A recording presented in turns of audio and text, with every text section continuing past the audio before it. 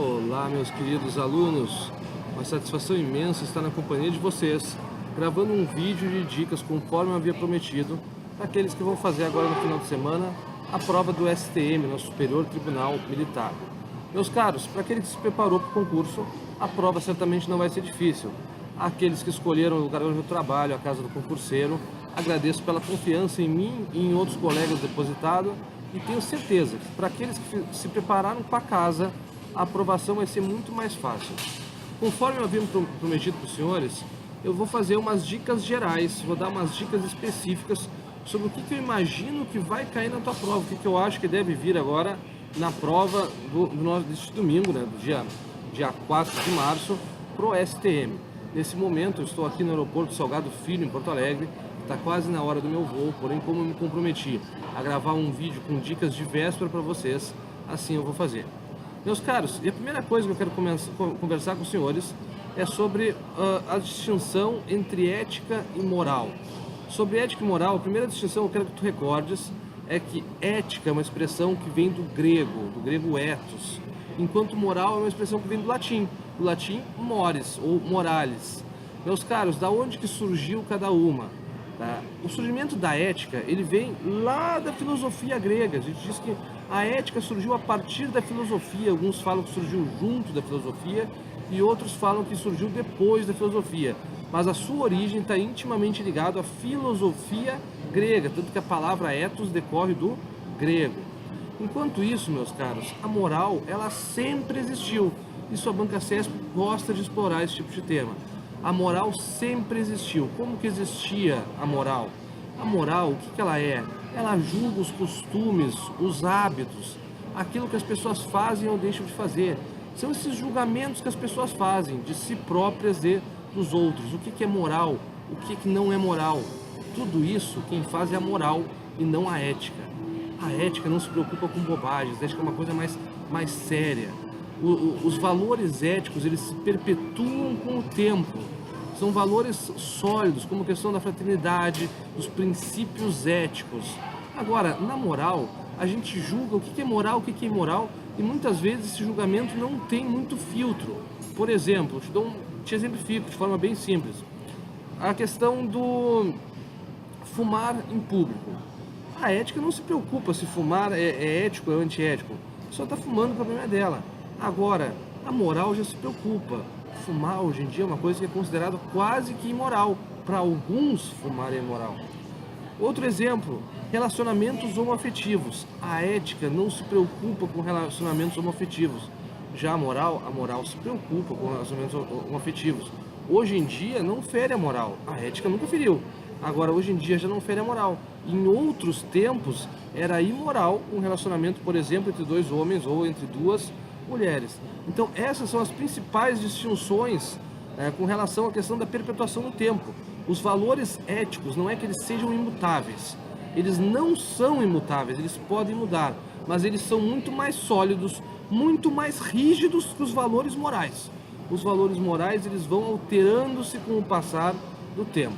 Meus caros, sobre ética, eu quero falar com vocês um pouco também sobre o nosso Código de Ética dos Servidores da Justiça Militar da União.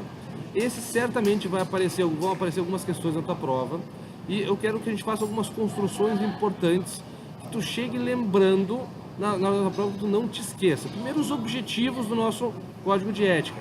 Quais são eles? Estabelecer regras éticas de conduta e preservar a imagem e reputação do servidor, cuja conduta esteja ética. Então, o objetivo é tanto estabelecer regras éticas de conduta, como também preservar a imagem do servidor que age de acordo com o Código de Ética.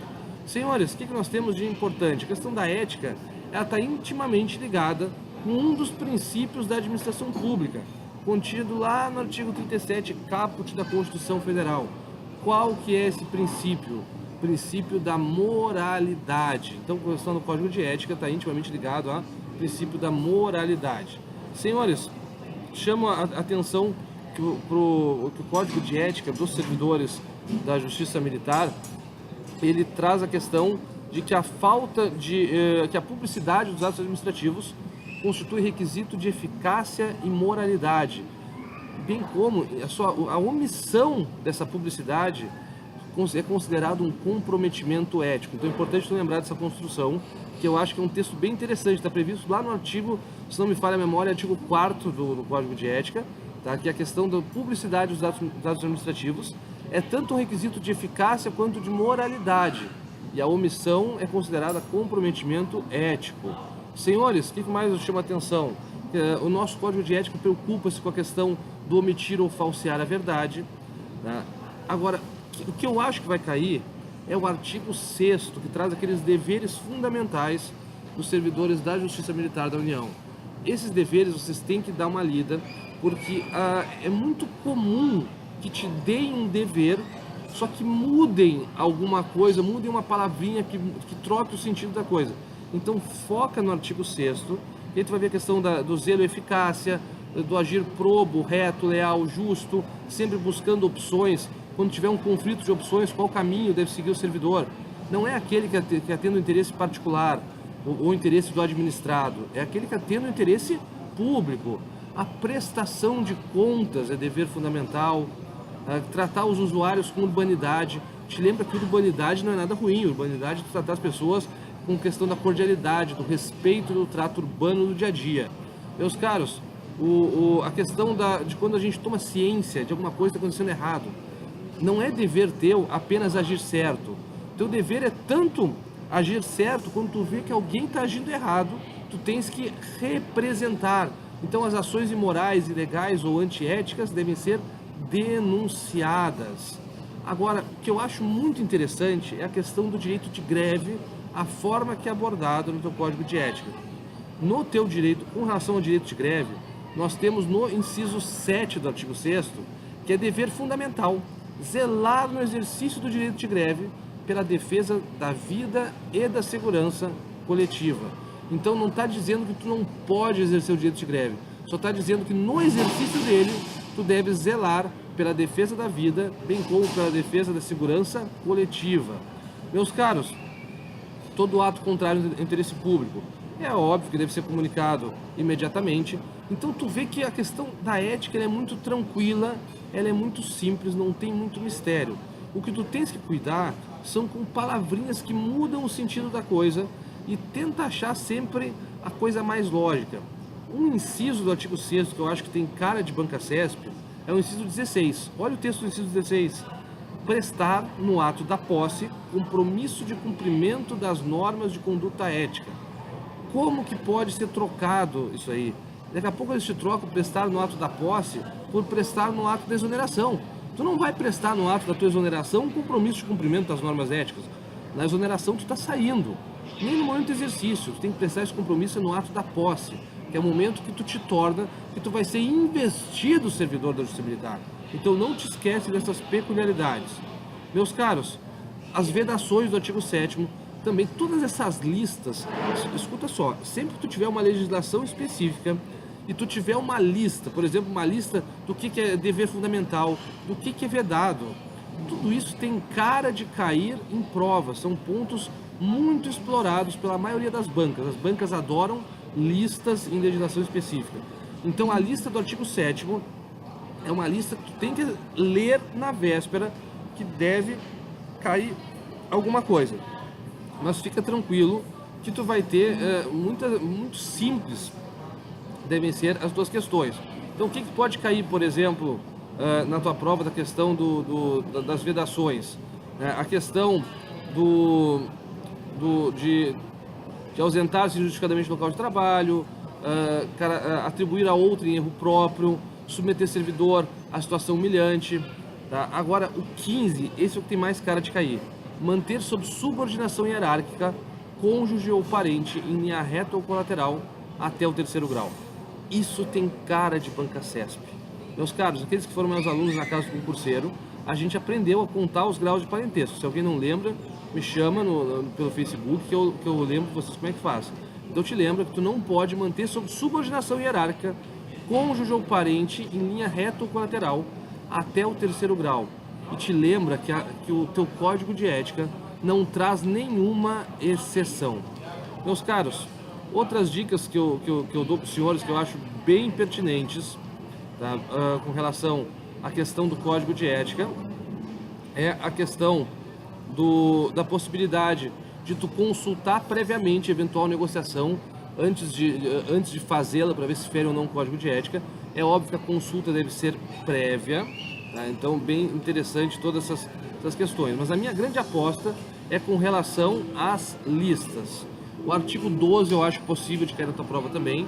A autoridade que mantiver participação superior a 5% do capital de sociedade de economia mista, instituição financeira ou empresa que negocie com o poder público deve comunicar o fato à Comissão de Ética da Justiça Militar da União.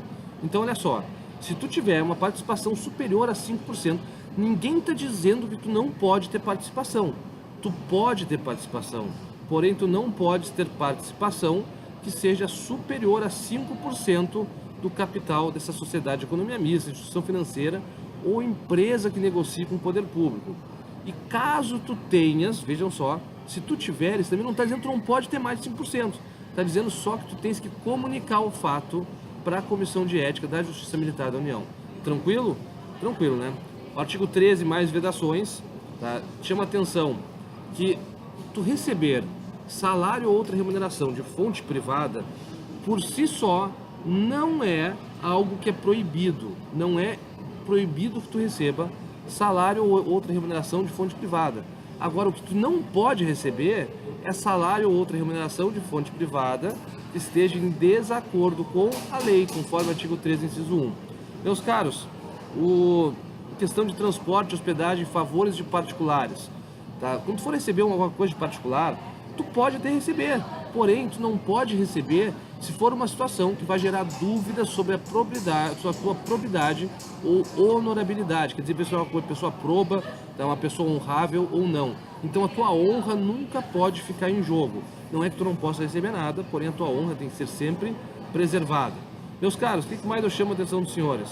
O parágrafo único do artigo 13, ele permite a participação, tá, em alguns eventos, como seminários, congressos, eventos semelhantes, tá? Porém, ele traz uma regra. Tu quer dar uma palestra, por exemplo, tu quer participar de um seminário, tu pode participar, tu pode receber para isso? Pode! Só que o que tem que acontecer? Tem que ser tornada pública eventual remuneração, bem como o pagamento da despesa de viagem pelo promotor do evento, e esse promotor do evento tem que ser uma pessoa que não tenha nenhum interesse em uma decisão a ser tomada pela autoridade. Então, bem interessante, tá, essa questão da permissão de participar de seminários, tá, e te traz as regras. Quais as regras? Tornar pública a remuneração, pagamento das despesas pelo promotor do evento, que também deve ser tornado público, e esse promotor do evento não pode ter um interesse em algum ato desse servidor, né? Bem intuitivo, as regras que tem tudo para cair na prova. A questão dos presentes, as bancas adoram cobrar a questão dos presentes no tocante à ética. Então aquela vedação de aceitar presentes, ela é a regra, mas tem uma exceção. E a exceção é o que a banca CESP gosta de te cobrar. Qual que é a exceção? Quando for o caso de autoridades estrangeiras, né, nos casos protocolares em que houver reciprocidade. Então, tu trocar um presente com uma autoridade estrangeira num caso protocolar, não é num caso particular, e sim num caso protocolar, é permitido. E aí, tem aquelas questões que não são consideradas presentes, que em tese tu pode receber. Se chegar alguém e te der uma caneta de propaganda, tudo bem, tu pode receber. Por quê? Porque é algo de cortesia, propaganda, que não ultrapassa R$100. Aquilo que não tem valor comercial ou que não ultrapassa R$100, tu podes receber.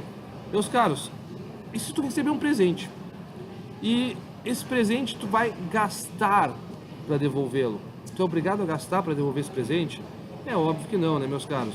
Nesses casos, o teu presente ele deve ser doado para uma entidade de caráter filantrópico. Então, informações todas essas pertinentes que podem cair na tua prova, vamos torcer que sim.